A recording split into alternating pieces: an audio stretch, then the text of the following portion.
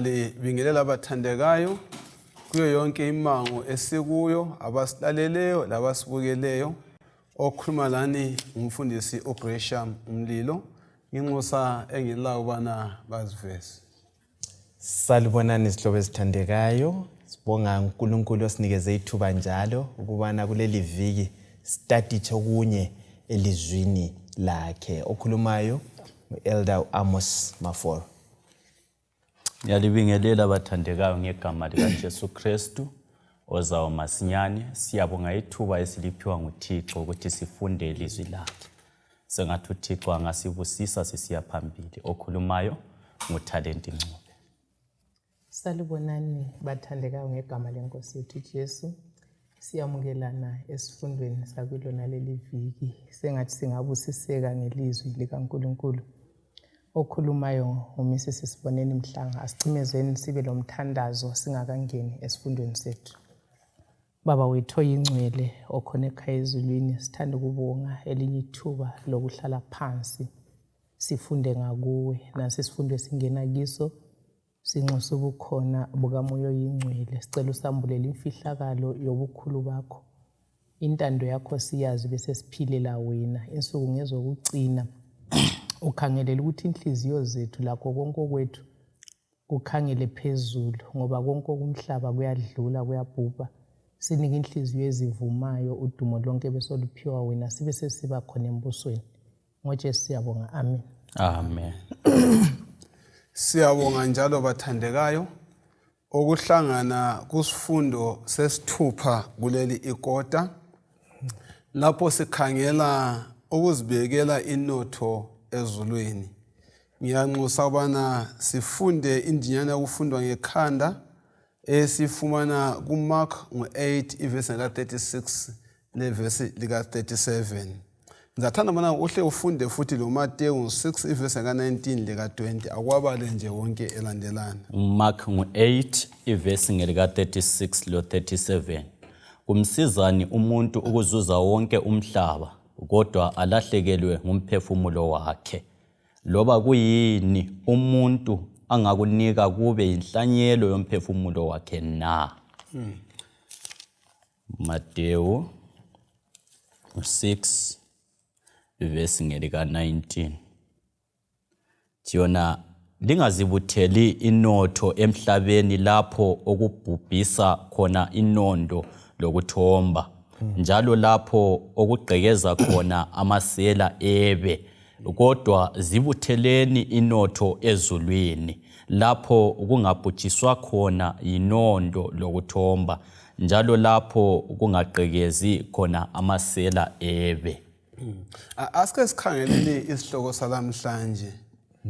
Ukuzibekela inotho ezulwini. Yes. Siqathanise lamavesi la esesithe sawafunda omabili, incwadi kaMarko lencwadi kaMateyu. Incwadi kaMarko okulombuzo othana ngoba kungamsiza ni umuntu ukuzuza umhlaba wonke alahlekelwe ukuphila kwakhe.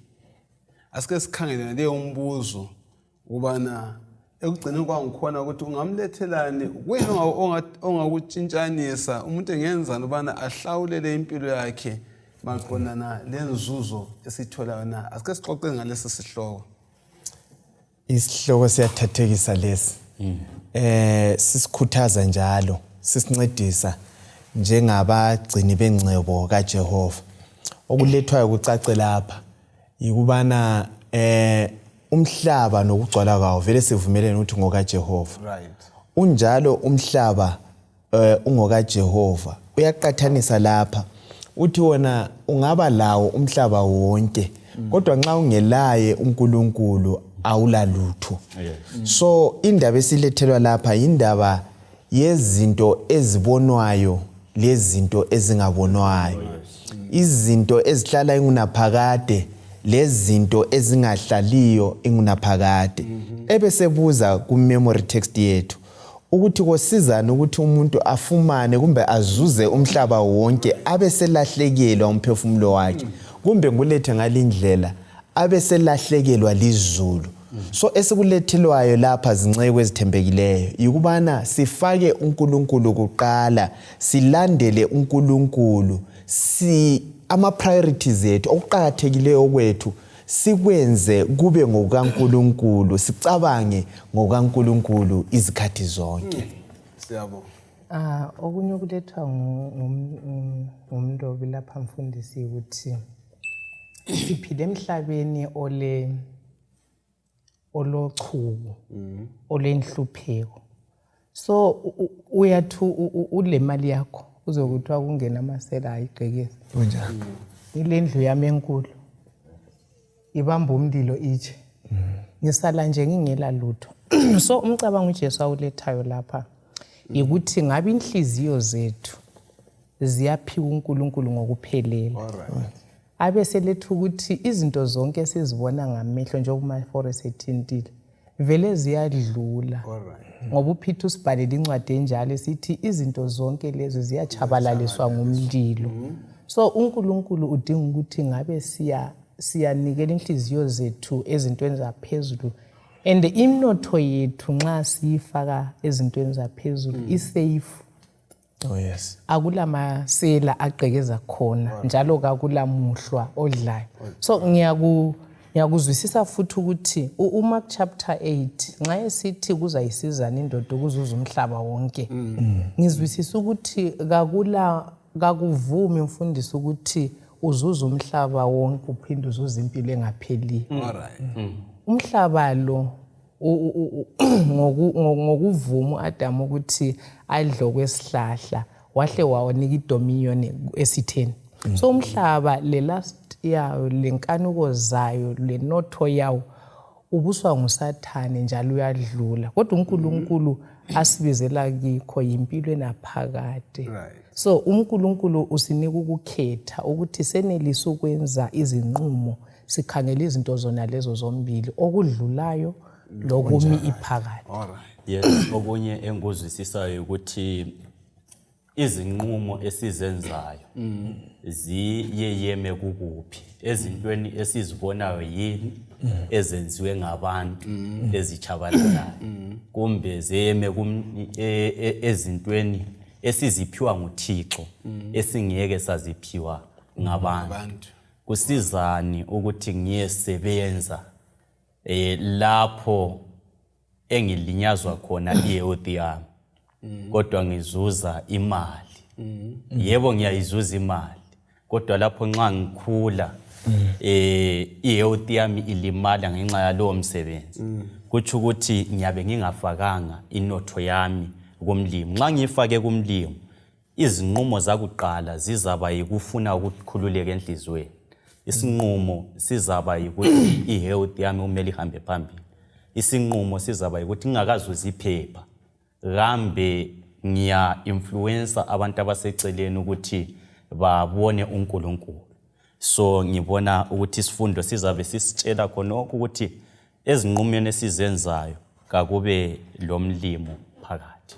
Yazi ngikhumbuza indaba. Yes. Kulomnye approach omunye umfundisi ela ngamqambi ngegama lakhe. Yes. Kodwa yena uzazizwela yakwazi uthi bathi approach njalo, kodwa babezixoxela nje kungasi ukuthi basoma nje. Yeah. Unothi uthi imoto yakho le ngiyayithanda kabi, hey ungasakunike yona. Uthi ayifuna? Hayi ngiyayifuna kakhulu. Uthi hayi zwana. Ungabona uJesu seqhamuka amafini so esiza so esehla so lezi zinto sezinenge. Unothi uthatha imoto yahle ngeyakho le yakho le moto. Iyo leyo ndaba ukuthi kungangisizana bana ngizuze umhlaba wonke lahlele kuyini la. Nxa sikhangela ukuzibekela inotho, into yokuzibekela le ukhanya kuyinto eqhelileyo. Asike sikhangele ukubana kulabantu abakhohlwayo ukuzibekela ingcebo. Lokhu ngikhangela in general bakhohlwana bazobela ingcebo, izinto zisabahambela njani kahle. Kuqhatheka kangakanani ukuzibekela ingcebo na empilweni kathesi, njalo yikuphi ukuzibekela ingcebo okwedlula konke emhlabeni phathi sesikuthintile. Kodwa ufuna ke sesikhuthaze ngokuqhakatheka kokubeka ingcebo.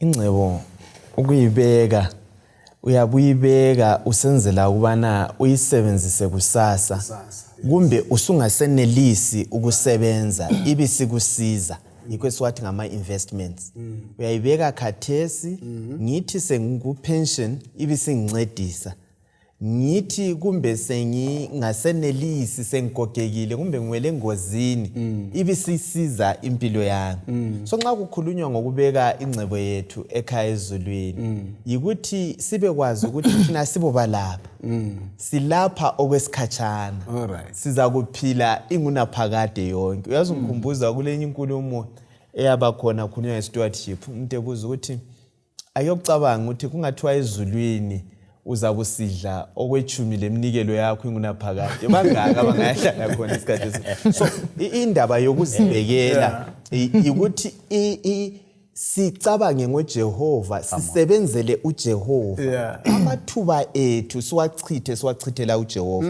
umlobo lethu okunye lapho uthi yena ake ukunanzelele Ncube ochitha amathuba amanengi ukwenza kumbe ofaka khona imali yakho uthi yikho kule nhliziyo yakho khona lapho so thina amathuba amanengi sibachitha senkuphi ikuyini esikufaka imali yethu khona kakhulu umaforo ngimuzwe sithi sorry mfundisi ngimuzwa esithi kufanele siphile namuhla sikwazi ukuthi kule kusasa all right Kwesinye isikhathi siyaphile ngani ikusasa kayikho dlana mphefumulo wami namuhla njani ujabule yes kodwa ikusasa njengoba ekhulume ngeinvestment yokuthi nxa ngisaphila kufanele ngibekele ikusasa ukuthi kusasa sokumi kanje kuza kuthi so kufanele siphile sile phakade in view ukuthi lapho sesiphiwe impilo yakusasa sizakuma kanjani ingcebo yethu besiyifaka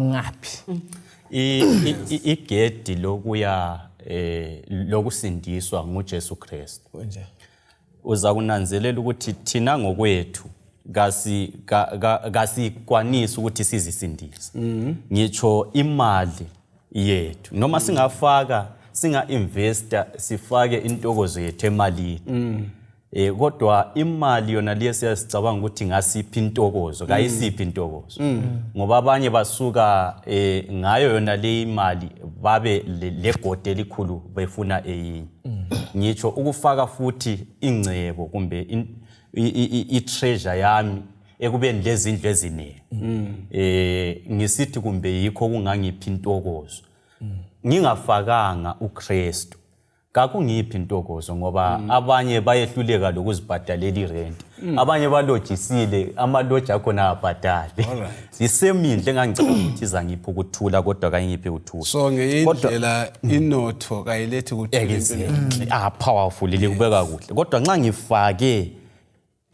inotho yami kuJesu yes into eyenzakalayo ukuthi loba ngaze niswelile kodwa ukuthula ngilakho loba ngingaze ngibe leni ukuthula ngilakho ngoba isono siyala silokho sisuswa ngoba ngifake kulowo osusa isono ngoba yikho kwakuqala yayena indawo echo uzayizwa futhi kuvikela ilandelayo iyacaca kakhulu ngokusobala sisenzobani bathandekayo esikhombisa usukwatsho lokho esikhombisa lapho okulenhliziyo yomuntu khona kambe uyafuna yini inhliziyo elangazela umbuso kaNkuluNkulu na nxa kuyisiloyiso sakho manyathelo bani okumele umuntu kanjani awenze ela ngihle ngithi mina vele liviki zakhangela kakhulu imibhalo lezinye incazelo ezisipha indlela zokubekezela lokubeka ingcebo yethu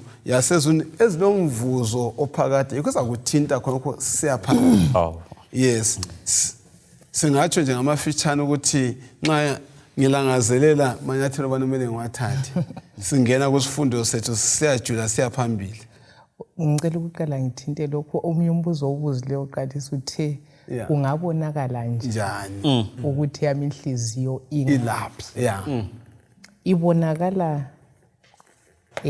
lapho engifaka khona imali yami lamandla ami lesikhathi sami uyabona kwesinye isikhathi mfundisi mayinika i-practical example yokuthi ungananzelela ukuthi izindlu zethu zinjani.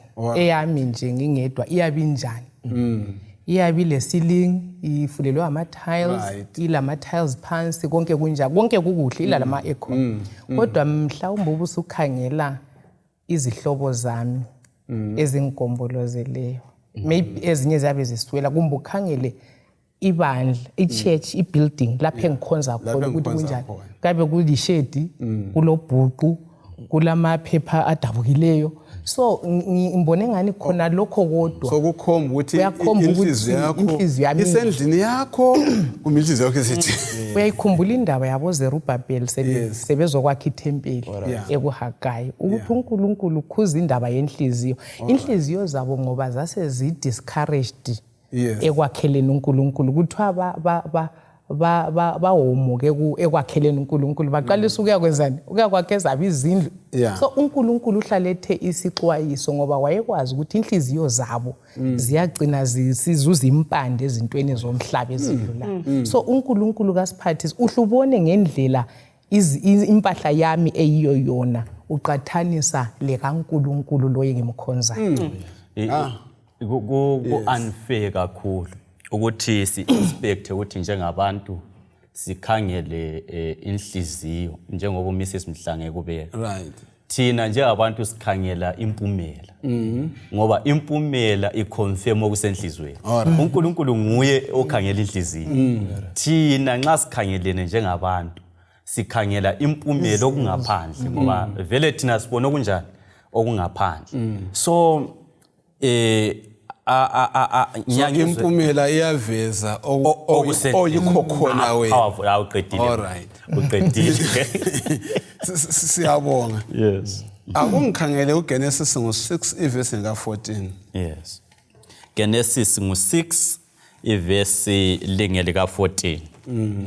Ithi yona ngakho zakhele umkhumbi ngezigodo zesihlahla sokubaza wenze amakamelo kuwo uhuqe ngenhlaka ngaphakathi langaphandle. All right.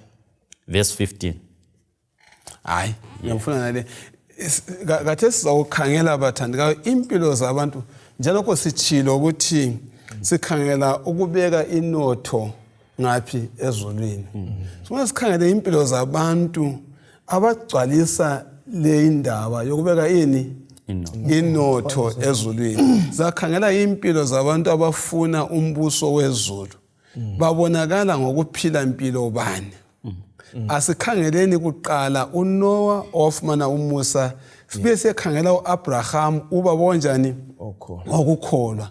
Useyifundile indina yokufundwa ngekhanda Genesis 6 verse ngeka 14. Nxa usukela verse lika 5 uzefika ku14 sibona kusiba lenguquko inguquko bani enziwa nguNoah ngenxa yokulalela uThixo. Sifundani ngokwethu kulokhu emhlabeni odinga ukuxwayiswa ngencithakalo ezayo yalo umhlaba na 120 years uNoah wayebusy exwayisa abantu. Sibona nguquko bani asixoxeni ngendaba kaNoah. All right. uNoah ungafunda isizukulwane sikaNoah. Right. Kuthiwa lesi sizukulwane sakhathesi siphosa sihambelane lesikaNoah. Umehluko omkhulu yilo kubana isizukulwane sikaNoah sasicebe kakhulu. Even igolide lalikhona ligcwele emhlabeni khona bani. uNoah nyakukholwa wayengomunye wabantu ababenothile. Kodwa kwathi sokufika ekwakhiweni komkhumbi uJehova isemlayele number 1 kuthiwa wenzelwa umusa. Wambiza wamtshela ukuthi ngizakubhidliza lumhlaba. Yakha umkhumbi. uNoah wakholwa kazange abe lezaba wasesiyakwakha umkhumbi. Wasebenzisa ingcebo yakhe ayengayisebenzisa ukwakha izindlu ukuthenga izimota nxa zazikhona lamasima ayenza engakwenza yena lemuli yakhe. Ifocus yabo yaba sekwakheni umkhumbi kaJehova wazibekela ingcebo yakhe ezulwini. Yikho esikhuluma ngakho ukuthi khathesi akeni sicabange ngezulu. uNkulunkulu nxa ekhuluma simuzwe senze khona lokho afuna sikwenze simlalele. Ngawuthiwa inhliziyo ibhora lalingekho ngesikhathi sika Noah. Yeah. Ngathiwa inhliziyo ka Noah yayisebhoreni wayeza wakho umkhumbi ufika ukukhuluma. Bengifuna ukuthi lokho kulethwa kumaforo kungenza kubisa umbuzo kimi ukuthi uJesu wathenika ukuthi kuya kuba njani ezinsukwini zokugcina wasenika umfanekiso wesikhathi sika Noah. Abantu babethanda ukuzikholisela besidla benatha besenda besakha. Yiso isikhathi esiphila kiso kathesi. Kodwa iphinde njalo. Babe njani? Besidla benatha besakha besenda besendisa alright. Kulapha inhliziyo zabe zazikhona. Yes. Kodwa uNoah uNkulunkulu esemvezele indaba ikazamculo uthiwa wayikholwa. Wasithi ungayifunda ku Patriarchs and Prophets ukuthi the flood kuthiwa abantu babecabanga ukuthi uNoah sephambene ngoba lalingazake lini izulu umhlabathi wawumanziswa. So uNoah wamukela ilizwi likaNkulunkulu ukuthi nxa kuphume emlonyeni kaNkulunkulu uqinisile.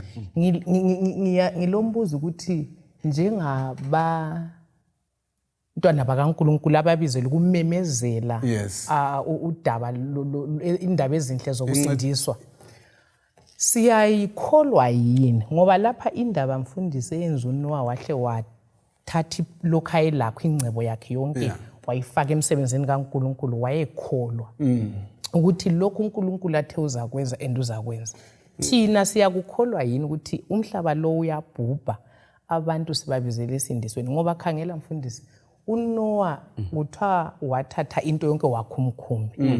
Yindaba thina sisehluleka ukuthi sithathe izinto zonke uNkulunkulu asibambise zona sizifake emsebenzini wakhe. Umsebenzi uyasafa. Siyehlule ukufinyelela abagulayo, siyehlule ukuhambisa ivangeli, siyehlule ukuprint ukuthenga amabhuku sihambisa ivangeli. Ngesizathu sokuthi mhlawumbe siyalikholwa yini. Kodwa siyadla, siyasutha, siyachadisa, inhliziyo yethu kahle kahle ingaphi? Nakumbuzo. Inhliziyo ingaphi? Uthe sakhuluma esithonjana ngazibuza mina ukuthi uNoah lo ngawuphila esuza namhlanje esilesihloko esesikhuthaza esithi I will go. Ngibona ngani yena owakhe I will go wamenza waphelela. Ikakhulu ngithathela lokho okukhuluma okutshiwo nguMrs Mhlanga. Ukukhuluma mfundisi kwakuhambelana lezenzo. Thina lanxa ivangeli mhlambe silichumayela ngomlomo kodwa izenzo zethu ziyaveza yini ukuthi iqiniso esilichumayela siyalikholwa yini njengoNoah ngokulihambisa ngokuthatha ngoba thina sibhizi silokho sisakha sifuna ukubuthelela ungane singaba lapha kodwa uNoah ezwisisa ukuthi into yonke iyachabalala angeke afake ingcebo yakhe kukho khona. uNoah kazange libale ukuthi uNkulunkulu umtshelile elizwini lakhe ukuthi umhlaba uza kubhubha. Njalo yonke into ayeyenza yayicentered ekuthini ulalela ilizwi likaThixo ukuthi lithe umhlaba lo uza kubhubha. Ngakho abantu kabaphiwe iwarning yokuthi kwakhona lungiselelani madoda. Ngibona ingani namhlanje futhi okuqhakathekileyo kakhulu ukuze sifake ingcebo yethu lendlela esingenza ngayo lapho sikhangelele uJesu ozayo. Yikuthi sibe kwazi ukuthi singasebenzisa njani izinto esilazo. Ngoba kwesinye isikhathi ngibona ingani abantu abaningi izinto balazo. Kodwa kwesinye isikhathi inceke abancediswanga. Ingce uNoah kaphangi iwarning. Yokuthi kumele kusetshenziswe njani. Khumbula undoda okuthiwa nguPaul kuthiwa he was more dangerous in the gospel when he was in prison than when he was free. When he was in prison why utilize the resources which were there kazange wayadinga ama resources angaphandle kwani kwelokho. So namhlanje silamafoni la ngikuzwa kuhle lapha ngikuzwa usithena ngitsho lo Paul esejele. Come on man pastor. Inhliziyo yakhe le notho yakhe yayingaphi yayiselizwini ijele yayingeke yamvimbela wawungambopha yena kodwa ijele yayingeke yavimbela lapho kulenhliziyo yakhe khona kwakungabotshwa umzimba kodwa kwakungeke kubotshwe ivangeli lapho inhliziyo yakhe khona hayi mfundisi namhlanje ndidubule so silamafoni namhlanje alright amafoni lawa esilawo ngifuna ukuke ngikhulume ngawo kancane ngoba we can't run away from these things ama WhatsApp group ngeyindlela usithena inotho yakho yangabi inhliziyo yakhe esefonini exactly ule phone angithi Yeah. you can utilize ifone ukuthi ivangeli lihambe with that resource olayo Okay. ngefoni yona leyo olayo umhlaba ungaxwayisa Right. You can form a WhatsApp group. Yes. Uthunyayele ivangeli ayikhona iheres. Ivangeli. You can actually do YouTube recordings. There are many ways ezingazisebenzisa ukuthi umhlaba ube warned ngama resources amancane esila. As long as inhliziyo yethu ingaphi Iselizwi. But nxa inhliziyo isemafonini ngizabe ngiwatshintshanisa engenayo yiyo senginjani esengifuna ngiyakubongela lokho uma njengoNoah kungadingakala wenze inguquko enkulu empilweni yakho uzimisele kangakanani uma lawe ulobizo olunjengokaNoah na ulokhu 6 verse ka10 uthini zasibalela kodwa engubuza lapha already kunye sohloka ukuthinta yes kaNcobi yes ulokhu 6 verse 10 uthini ulokhu ngo6 iverse ngelika 16 iverse ngelika 10 ithi yona othembekileyo kokuncinyane othembekile lakokukhulu yes lo ngathembekanga kokuncinyane kathembekanga lakokukhulu so inkuthazo le ukuthi njengoNoah asifundeni ukuthembakala kokuncane siza kubona njani ukuthi uthembekile uyabona uNkulunkulu ukunikeza umthwalo umbi responsibility enkulu nxa ubonakele ukuthi uthembekile kuma responsibility amancane akokubuyiseli yini kusifundo sevikela iphelileyo usalukwazi lwana lokuncane labona babe lokukhulu wathi hayi lo nguye onikeleyo ngoba kukhangelwa ukubana ukhiphe okunganani awukhangela ukuthi ukhiphe okunganani kodwa isacrifice yakho inhliziyo yakho ukuthi ichitha okunganani amathuba esiwachitha so njengami lo kuNoah mina engakudobha laphana yikubana ezintweni ezincane zona lezi ukuthi kwakhiwe umkhumbi kumbe isipili kumbe kuyini okwakulethwa khona phana uNkulunkulu wakubona kungumnikelo omkhulu so ingqondo ngiyokuthi ifocus yethu kumbe ukubana investment yethu sifaka kukuphi sigxile kukuphi sikhumbula ngakuphi amathuba ethu siwachitha kukuphi inkuthazo esifundayo ngakuNoah kusizukulwane sona lesi sifana lesikaNoah esilabantu abadawuthayo abantu abasolayo abantu abahlekayo uNkulunkulu ukhangelele ubana simmele sikhethe yena umsebenzi uhambe siyabonga ubana sizwe ukuthi inhliziyo kaNoah yayisentweni zangaphi zasezulwini yikho wena isifana yakhe ini umkhumbi ngoba inhliziyo yakhe yayikhona ngale lapho inhliziyo yakhe ikhona la yonke into yakhe ikhona asike sikhangele omunye ngikhuluma ngathi sakhala abantu ababili kathesi uAbraham nobani loNoah akusifundele uGenesis ngo12 verse ka1 kusiya ku3 uzabuya emva kokuxoxa kancane usifundele uHebrews ngo11 verse ka8 kodwa kaQhesi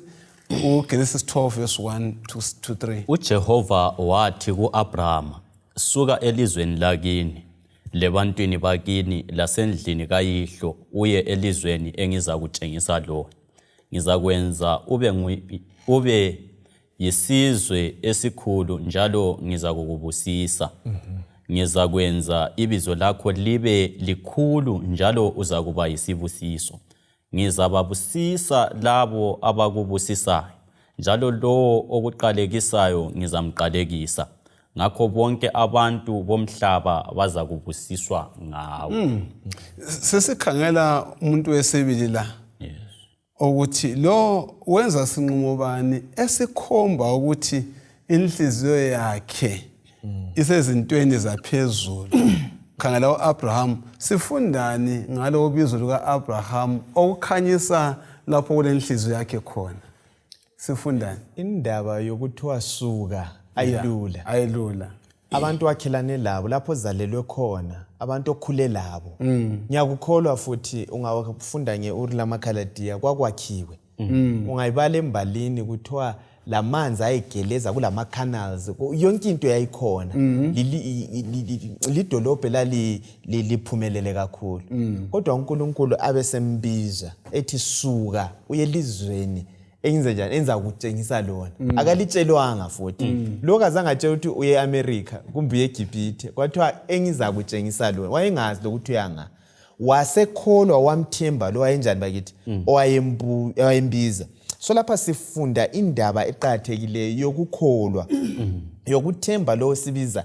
Kuthiwa wathatha konke ayelakho wahamba kunye lemuli yakhe emthembile uJehova. Endehamba layo uJehova kuthiwa wazembusisa. So lapha sibizele ukubana simthembe uJehova, simthathe elizwini lakhe. Esithi God first, taking God at his word. Izikhathi zonke singakwenza khona lokho kuzasihambela kuhle. Kuthiwa imuli zonke zomhlaba zasezivusiswa ngokukholwa kwabani? Sinjenje sibizwa njengabantwana baka-Abraham. Ngokukholwa silandela ukukholwa okwayivezwa ngo-Abraham. Owathi uNkulunkulu ekhuluma walalela walandela. So kunye kwakhona kundaba lezi zokumnikela okuqhathekileyo yikuthi kungela bufakazi mfundisi Mlilo. uNkulunkulu umthathe ngokwelizwi lakhe umethembe ukuthi uzanakekela ulandele kuphela. Okunye engunanzelelayo nxa sigcizelela khonapho ekufakeni inotho yethu ezulwini nikuthi ungafunda uSambulo ngo-18 sibizelwa ukuthi sibiza abantu ukuthi baphume eBhabhiloni basuke eBhabhiloni ukuthi sisuke ngapi eBhabhiloni njengoba uAbraham kwathi akasuke nga elizweni lona leli elakiyo. But into entatekisa ngoAbraham la yikuthi wathe suka endaweni liyana le ndawo liyana yasuka enhlizweni yakhe. Uyabona i-challenge. I think okulula ukuthi isuke enhlizweni yakhe ukuthi vele yayingekho enhlizweni yakhe. Come on. Awusenhlizweni yakhe indawo yilizwe lesithembiso. Come on, that's powerful. So namhlanje ingozi ebakhona ukuthi umuntu uyasuka eBhabhiloni kodwa iBhabhiloni ingasuki kuye. Now uyaba sendaweni right, but iBhabhiloni nxa ingasukanga kuwe, inhliziyo yakho ingasukanga eBhabhiloni, konke okwenzayo usendaweni right, okukhulunywa ku right, but kuzabe kuconfirma iBhabhiloni elikuwe. So sidinga ukuthi si-invest inotho enkulu engqondweni yethu. In as much as sisuka physically eBhabhiloni, ingqondo yethu kayihlanjulule yenziwe ibentsha kuKristu. iBhabhiloni isuswe kithi ukulunga kukaJesu kuzakhele kithi. So that konke sikwenzayo kasistruggle uku-investa ekuthina abanye abantu basindiswe siye sonke. Siyabonga kakhulu kulamandla lokho. Ukubana alubana inhliziyo yami ikhangela into zaphezulu akula nto ezangivimbela ubana ngingayi lapho kumele njani ngiyefika khona. Yikho Jesu wathi bathandekayo khumbulani ubani umkaLothi. Angizayibona indaba. Wasuka ngimthathele amazwi kaNcube lapho. Wasuka eSodoma leGomora. Kodwa inhliziyo kayisukanga ngaphi? Inhliziyo yakhe yalikhona ngale. Kulula ubana bathandekayo singene indlela yosendiso. Kodwa singayifika lapho kumele sindiswe khona nxa inhliziyo yethu ingasukanga khonapho. Siyakubona. Yes. Uthinta into eqhakathekile ukuthi inhliziyo kaAbraham yayingekho eUri lemakhaladiya. YayikuNkulunkulu. YayikuNkulunkulu. Sayifunda kuhle kumaHebrew 11 ithi uAbraham ngizafuna hlayibale la. uHebrews 11 verse 8. Hebrews ngo-11 verse ngelika-8. Ngokukholwa uAbrahama esebizelwe ukuba endaweni ayezayamukela muva njengelifa lakhe walalela wahamba lanxa wayengakwazi lapho ayesiya khona. Aqedisa. Bengifuna ukuthi ngithinte ukuthi uAbraham kuvezwe lapho ukuthi elangathelela ukuba lapho uNkulunkulu afuna afuna ukuthi abe khona. Yes. so ungayifunda isisiya phansi ithi uAbraham even isithembiso sona leso esomuzi kazangasamukelisi ngalenzalo yakhe wahlala ematendeni lo Isaac Jacob esisho ukuthi uyisihambi Emhlabeni la. but inotho yakhe yayingavuma futhi ukuthi aqalise ukwakha aqalise ukususa iattention yakhe into ezaphezulu izinto ezimangalisayo kodwa amehlo akhe wawafixa ezintweni ezingabonwanga amehlo Right. ezimiphakade umbuzo wakhomunithe kwakusitshona uNkulunkulu nxa esithenjisweni sithi izizwe zonke zizakubusiswa uAbraham isithembiso ayesiphiwa la ngesikaJesu nokuhlengwa komhlaba All right. so ungayifunda kuGenesis 15 uthi Abraham wakholwa Right. lesi sithembiso Yes. wabalelwa ukuthi kuyinkulungu. so Yes. isithembiso sonke uAbraham ayisiphiwa uNkulunkulu kwakuyisithembiso sokusindiswa komhlaba uAbraham wasikholwa yikho uJesu kwenye indawo kuJohane ngo-8 atsho uAbraham wabona usuku lwami wathokoza. Yes. uNkulunkulu usibizela kukhona lokhu ukuthi inhliziyo kaAbraham isibonelo sikaAbraham isibonelo sokukholwa esokubona izinto ezingabonwanga amehlo enyama sibe sesibambelele isithembiso ngiyamthanda amaHebheru nxa isithi bonke laba bafa Yes, verse 13. Yes. Yes. kodwa abafa benjani Bekubonele khatshana. ungayifundisa ekucineni ithi ekupheleni kwesikhathi sonke la uAbraham balinde ukuthi kanye lathi samukeliswe lelo lizwe so uAbraham wabamba isithembiso yikho esithile uAmos uthintile ukuthi sonke lapha ngoba siyakholwa singabantwana bakaAbraham Yes. so sizakwamukeliswa isithembiso ngasiyakuzuza ukukholwa kunjalo okuthi konke okunye sikuchaya indiva sibe sesikhangela izinto zaphezulu ezingabonwanga amehlo ungasiqhathanisa mfundisi anti Yeah. so usiya kuKorinte wesibili 4:18 Yes.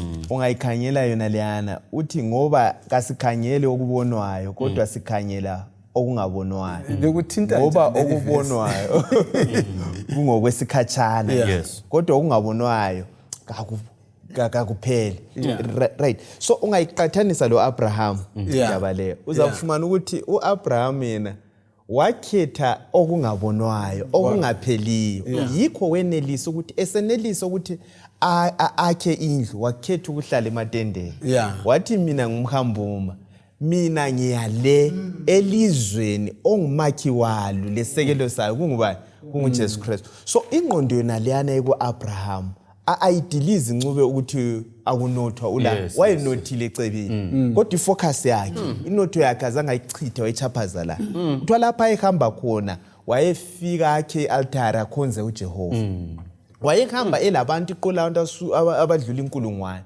besidla uAbraham begqoka uAbraham ngolimi lwanamhlanje singakutsho engacomplain engelalangane futhi khona lapha ethembe uJehova ekhangelele ilizwe elizayo so yingqondo esimele sibe la ingqondo yokukholwa yokugagadlela kuzithembiso zona lezi esizithembiswe nguJehova uza kusibusisa elizweni eliyinkangala uzamangala so ukhona la kulizwe lona leyo ngana kulalutho uNkulunkulu uyanakekela uNkulunkulu wasentabeni nguNkulunkulu wafuthi wesikhotheni ulokho esithungameni asimethembele siyabonga uGenesis esifunda ngaye bathandikayo chapter 12 siyala kuGenesis chapter 13 verse 8 lo 10 lo 11 sifunda ngolothi ohamba lo Abraham onguye inkosi eyambizayo Abraham anti ndawo sibona bonke besiba lokuphumela okukhulu kuzifuyo lesiliva kunye legolide kodwa kulento esayinanzela nxa sifunda ngayo ukuthi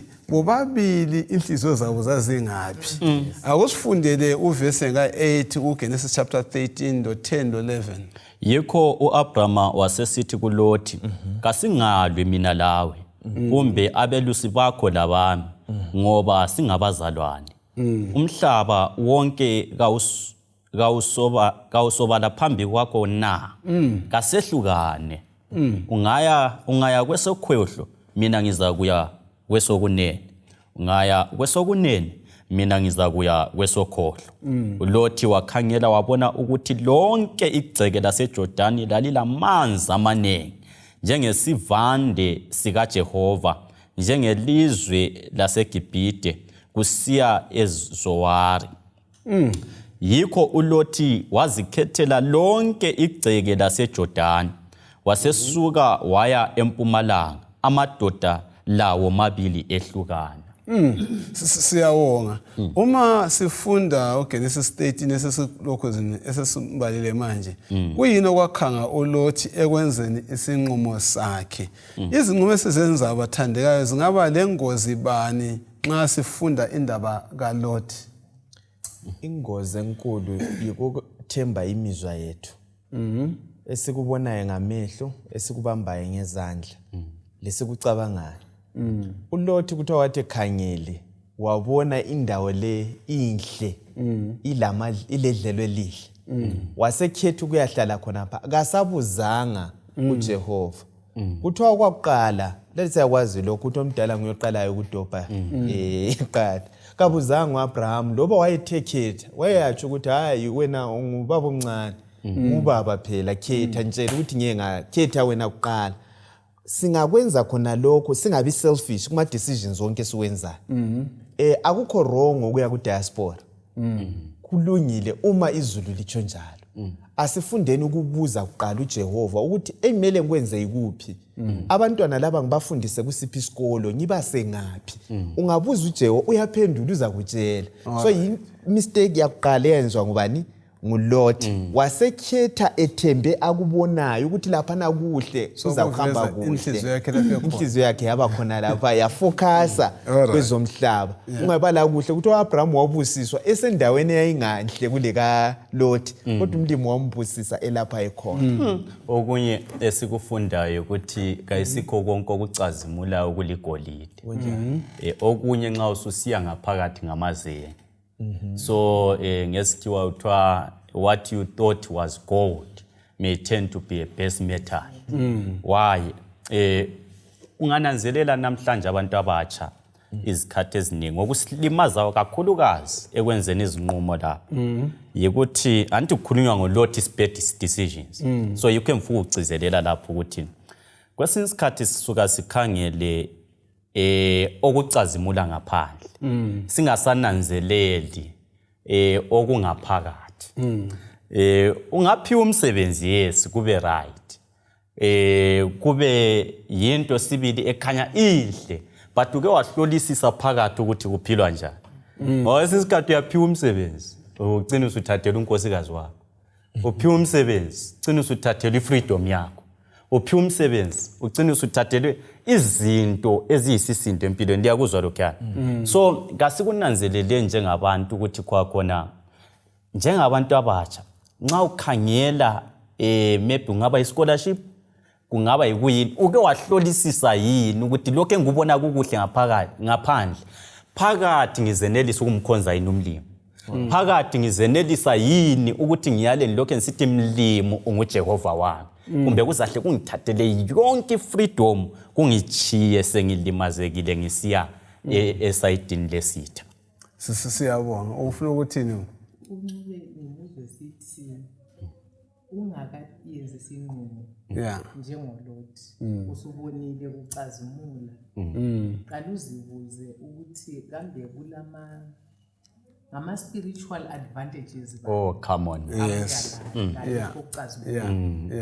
Mfundisi uma for uthinta indaba yokuthi sisuka lapha ngenxa yokuthi siyabe sihluphekile sisiya kuma green pastures. Akulanto embi ngakhona. Kodwa kumele siqale sizibuze wona lo umbuzo ukuthi nxa ngisiya ku greener pasture kuzangenza ngibe ngcono, kuzangikhulisa yini ekukholeni. Yes. Kuzangisondeza yini kuNkulunkulu, ngoba baningi abantu ufundisa abasemazweni abasamkhonza uNkulunkulu ngoba kabazange bakuconsider. Ngendlela hamba uyekhona ngale kodwa ungalahlekelwa ukufaka inhliziyo yakho kubani?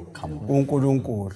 ngoba khangela ungahamba ungahlolanga yikho lokho kwehlelwa umuntu ukuthi kancane kancane even pleasure lokuthanda umhlaba kwesodoma kwamndeni baningi abantu abangasaligcini isabatha ngoba uhambile kwathiwa sokule greener pasture sokulomsebenzi ongcono kazange azibuza ukuthi umsebenzi wakhona usetshenzwa njani ama-conditions anjani umuntu wabona imali wahle wathi sengihamba abantwana ezikolo esibafaka kizo umaforo wathinta asilandaba lokubuza ukuthi umntanami uzamazi ngcono yini uNkulunkulu isikolo lesi sizangikhulisela umntanami yini zingcina inhliziyo yakhe ikhangele ezulwini siconsider izinto ezibhubhayo ezokuthi hayi ngaye isikole siyana sile standard hayi ngale kunjani abantwana bethu basale befundile kodwa belahlekelwe ngoKristu.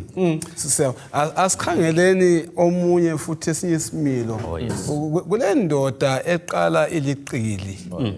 Kodwa phambili iguquke.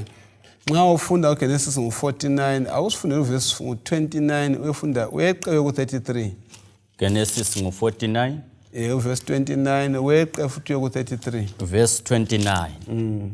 Ithi yona zonke lezi yizizwana ezili12 zako-Israyeli njalo yikho lokho uyise akutsho kubo lapho wayebabusisa esipha lo lalo isibusiso esimfaneleyo. Verse 33. Wathi uJakobe eseqedile ukunika imilayezelo emadodaneni akhe wakhweza izinyawo zakhe embedeni waphefumula okokucina waya kwabakibo. Uma sifunda lendaba sisihlangana lendoda uJakobe kulasifundo bani esakomoya lapho esingafunda ngomusa kamlimu noma sibe lokwenza isinqumo esinxele alona wenza isinqumo esinxele kodwa lo Jacob waqala njalo nguye lo sisekufeni lapha emva nenze lokho zeni isinqumo esihle ukugcineni lapha siyaxwayiswa ukubana kuzinqumo esizenzayo ikakhulu elizweni esiphila kilo ukuthi iningi lethu kuyahlanganiswa kuyangwavwa ngamadiri uJakobe okwakuqala uze atshontshe ubuzibulo ngesikhiwa bathi wenze ukuthiwa yi-fraud ukuthi abuthole ubuzibulo lobo wazothatha izibusiso ezazimele ziye kumfowabo ngobuqili. So iningi lethu senza izinqumo ngobuqili enye inotho esilayo asitholanga kuhle kodwa uJehova esimkhonzayo uyathethelela uma sivuma siphenduke asibusise ngoba uJakobe ungakhumbula esenze konke lokho wasuka ngayibo ebaleka iBhayibheli lithi umama wakhe waze wafa engambonanga ekomalume wakhe for 20 years wahamba engela lutho kodwa wasephenduka eseya endleleni wafika khona ngale bayamqilibezela benze konke kodwa wathi ephenduka uJehova sebusisile waphendukele notho enyayimangalisa efuna lokubhadala umfowabo. So uJehova uthembekile uyabusisa loba singayenzanga konke lokho futhi uyathethelela singenzanga ubuqili bonke lokho uyabusisa. Ake ucabange ukubana uma uJakobe wayengenzanga ubuqili bonke lokho ngoba uJehova wayezambusisa wayakuba kusigaba siphi. So uJehova noma ngenza amaphutha empilweni uNkulunkulu uyabusisa kunjalo noma ngenza bekuzaba ngcono sigweme ukwenza lawo maphutha okwamanje alezi nqumo bani ngekusasa la maphutha esiwenza. Siyabona suchasisile ubana uJakobe lanxa wenza amaphutha kodwa kazange aphonga ubusiswa kuphela wahlanga loJehova waphenduka kuNkulunkulu. Ngeyindlela nxa senza amaphutha athize empilweni yethu kasenzeni kasiphendukeni sonkeni bathandekayo sibuyele kuNkulunkulu. Kulomunye ufuna simkhangele masinyane nje akungifundele uActs 7 verse 22 lo Hebrews 11 verse 25. Yes. Sizafunda lapha uActs 7 verse ngelika 22 maforo evula uHebrews. Acts 7 verse ngelika 22 ithi yona uMosi wafundiswa kuyo yonke inhlakanipho yamaGibhithe eligagu lokukhuluma lokwenza. Ngokukholwa uMose esekhulile wala ukuthiwa uyindodana yendodakazi kaFaro wakhetha ukuphathwa kubi kanye labantu bakaNkuluNkulu kulokuba athokoze isikhatshana esonweni. Wathi ukuthukwa ngenxa yogcotshiweyo kuyinotho enkulu kulamagugu aseGibhite ngoba wayekhangelele umvuzo. Ngokukholwa wasuka eGibhite. Siyabonga. Nxa silokho sikhangela ngokuzibekela inotho ezulwini, uMoses wafulathela ngemva kwakhe inotho esabekayo. Wakhetha okwamukela ngesinqumo sakhe uba yisigqili. Ngeke ngikhangela lapha kuMrs Simhlanga. Kuyini esikufundayo ngesimilo sika Moses? Kuyini okwamenza waba lamandla okwenza isinqumo esingaka lokufaka inhliziyo yakhe? Iqalisani inhliziyo ukuthi sifake endleleni kaNkuluNkulu na? uJacobed, Right. onguye umnina kaMose, wayephiwe indodakazi kaFaro kaMnese for iminyaka engu-12. Uthiwa wenza umsebenzi owesabekayo. Watrain uMoses, wamfundisa ukuthi uNkulunkulu ngubani. So uMoses okwenza ukuthi afulathele inotho ye-Egypt, waye ekukhuleni kwakhe kwakuleywe ifoundation very strong yokukholwa uNkulunkulu lokulalela ilizwi lakhe. Lesithembiso uNkulunkulu ayelaso ngabantwana baka-Israyeli. So uMoses nxa kulethwa inotho lokuphakama lesihlalo, ngoba uMoses kwakumele abe yi-next inkosi yakhona. Yes. Kodwa uMoses waseqathanisa okumphakade lokudlulayo. Wabe sekhetha-ke ngoba wayekhangela okungabonwayo lokhu nina ayemncelise khona. So for 12 years kusifundisa vele mfundisi uZaga 6 verse 22 uthe umntwana umfundisa indlela okufanele ahambe ngayo ukuze nxa esekhulile. So le yi-challenge kithi njengabazali. Abantwana bethu kuyini esibafundisa khona? Siyabafundisa yini ukwesaba uNkulunkulu? Siyabachasisela yini ukuthi umhlaba lezinto zawo kuyadlula? Siyabachasisela yini ukuthi uNkulunkulu usinike isithembiso bani esingakasamukeli ikhathesi kodwa esikusasa? Yawasithi mfundisi nyake nanzelela ukuthi silephutha njengalabazali lokuthi siyafundisa abantwana bethu ukuthanda umhlaba. Indlela esibagqokisa ngayo, lezikole esibahambisa ngazo, into yonke yethu ithenda earthward, iye emhlabeni ukuthi kumele abantwana bethu bebakhulula. Kodwa uMoses unina wayemfundisa ukuthi uba mkhulu emhlabeni kuyadlula. Kodwa lo ozangena embusweni ngozavuma ukufulathela inkohliso lobunandi lakho konke abe sebambisa isithembiso. And mfundisi ukuya ku-wilderness ethi-throne, angikwazi ukuthi ikukholwa kungothaleni khathesi babezabuza ukuthi Moses ungenwe kuyini? Moses usungenwe kuyini? Ingqondo sezikubalekela. Are you sure ukuthi ubalekeli? So kudinga inhliziyo esezintweni zaphezulu ukuthi ifulathele umhlaba lento zawo. Vele ke ngifuna status. Yes. uMoses wayephiwe status lezo. So ayithale lento okuthiwa i-neuroplasticity so mana ngesindebele ukuthi sile challenge. So nxa kukhulunywa neuroplasticity kukhulunywa ukuthena kwengqondo. Ngathi khangelele shift totally khangelele. All right. So njalo ukuthi iBhayibheli it is God neuroplasticity program. Now uNkulunkulu uyafuna ukusisusa emhlabeni asifake endleleni yokulunga. Yabona nxa sikhuluma ngeprogramming yomntwana bengikhangela i-interview kajaha lo ophumele labo abangu 15 ku A-level. Interviewer yazi indlela ade khuluma ngayo bekuthela ukuthi umntwana lo uprogramiwe ngeadventism. Ngoba uyabubona ukuthi sibili undoda lo kawugcwala ngozalo ekhanda, kawugcwala ngogenerations, kawugcwalanga.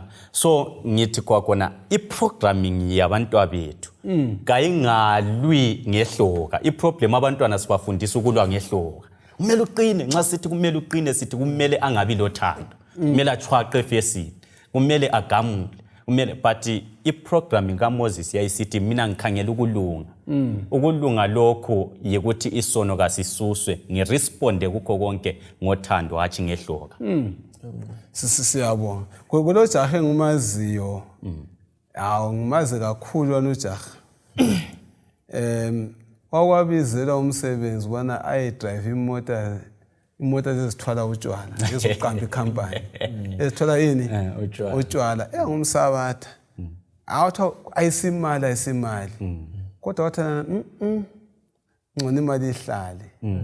Ngitshone lokho waqeda ethengisa amabhuku esenza konke okhwana and so forth. Kodwa wakhetha ngoba umzali wayemfundisile. Ngibongela lokho bathandeka kubana abazali abafundisa abantwana. Bahlanyele ukubeka inotho ngaphi?